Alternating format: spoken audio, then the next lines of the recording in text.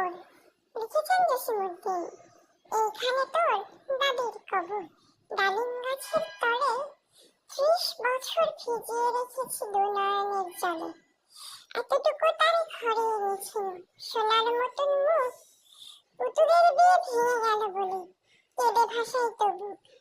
এখানে ওখানে ঘুরিয়া ফিরিতে ভেবে হইতাম সারা। সারা বাড়ি ফুরি এত সোনা মোর ছড়াইয়া দিল কারা।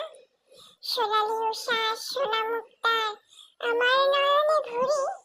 লাঙ্গল লইয়া খেতে ছুটিতাম গায়ের উপর ধরি। যাইবার কালে ফিরে ফিরে তারে দেখিয়া লইতাম কত।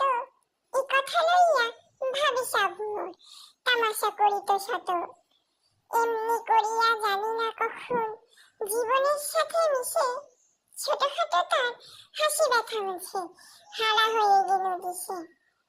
বাপের বাড়িতে যাইবার কালে কহিতে ধরিয়া পা, আমারে দেখিতে যাইও কিন্তু উজান তলির গা। শাপলার হাটে তরমুজ বেচি দুপয়সা করিত দেরি। পুতির মালা এক ছড়ানিতে কখনো হতো না দেরি। 1.5 পয়সার তামাক এবং মাজন লইয়া কাটে সন্ধ্যাবেলায় ছুটে যাইতাম শ্বশুর বাড়ির বাটে। হে শোনা শোনো দাদু, সেই তামাক মাজন পেয়ে দাদি কি তোমার কত খুশি হতো দেখতিস যদি চেয়ে। নট নেড়ে নেড়ে কহিত হাসিয়া, এতদিন পরে এলে পথ পানিতে আমি যে হে খাই কেঁদে মরি আখি জলে।